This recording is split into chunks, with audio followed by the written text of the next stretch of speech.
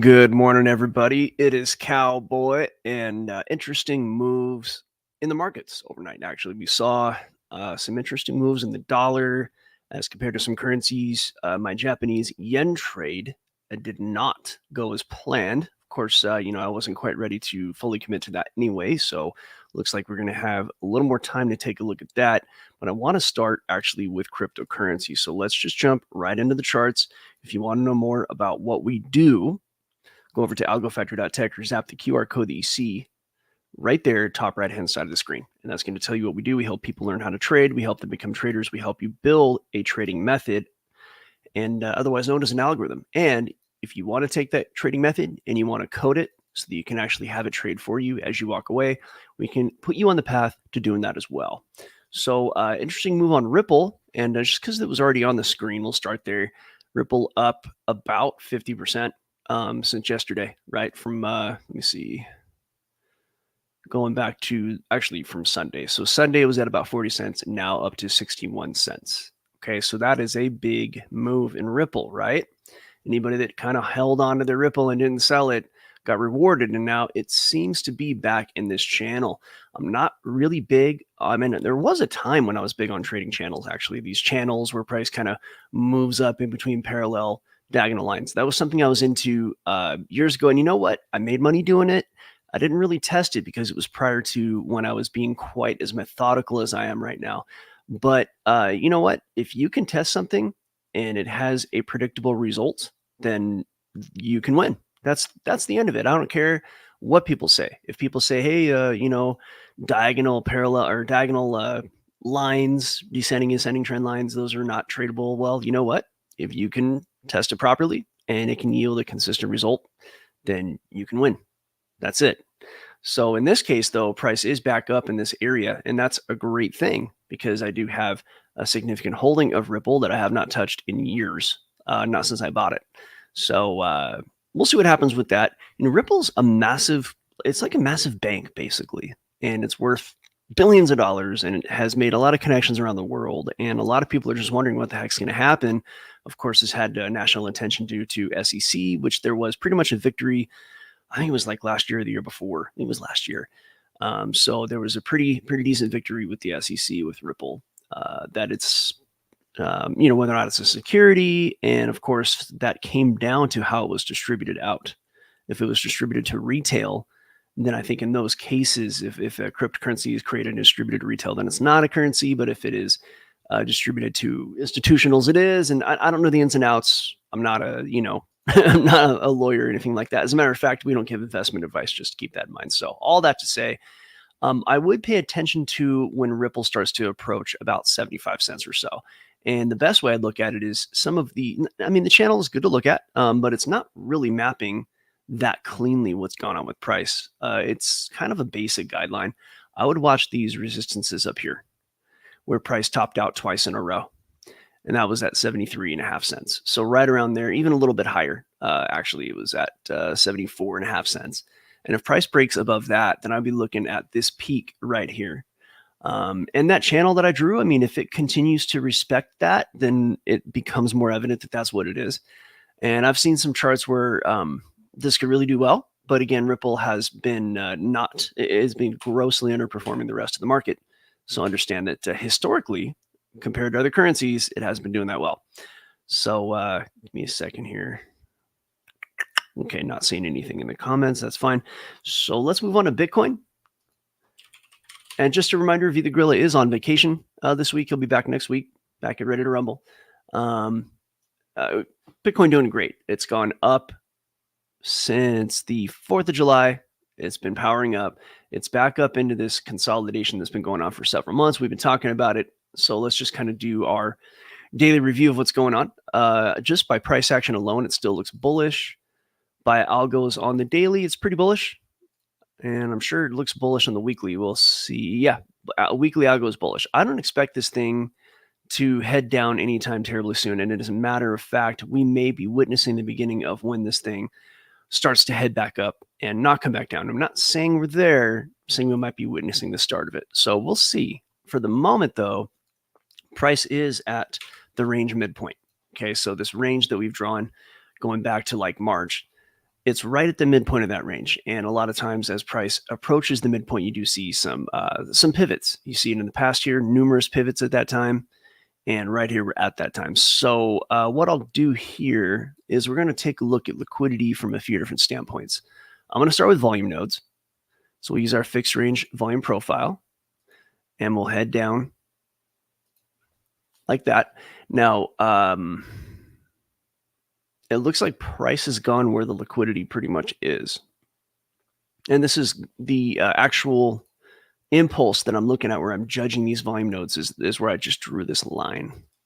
So what's happened after that is not relevant to this to these volume nodes, right? There's more volume nodes, there's more data that's happened after this, but because we're looking at price popping up from this impulse down, we're going to look at the volume nodes that I just put on the screen. So we're going to see Bitcoin possibly have a hard time breaking above this area right here. Now, there is liquidity above that, at least there was yesterday, and according to volume nodes, there is as well. In fact, this area up here used to be a point of control.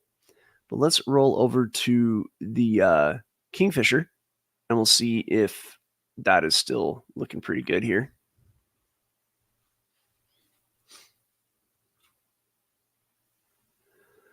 I'm going to bring out the liquidity data.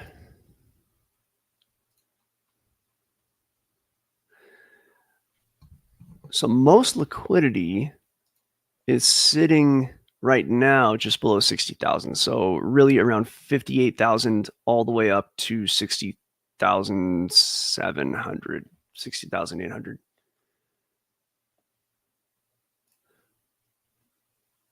So this kind of little bit shifted up, if you will. So right about here. That's where liquidity is. So now it doesn't mean the price is going to go down there. As a matter of fact, the charts have to favor a move down before we see price head down there. And at the moment, at least on these charts, the algos are pretty bullish. Price is bullish against resistance on the daily.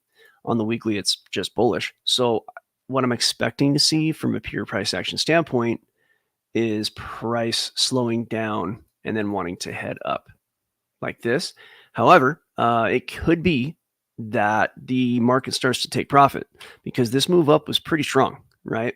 And if I were to impulse this just to draw more of a pure impulse, and I were to do a Fibonacci retracement and take a look at what would happen if price turned around, the 618 is sitting right here, and that's at 60,200, and it's toward the bottom of the range, and the liquidity does poke up into this area. So I'm not saying price is going to turn around and head down. I'm not saying that, but if it did, the bottom of the range is where it would go. And for the moment, I don't think it's ready to do that.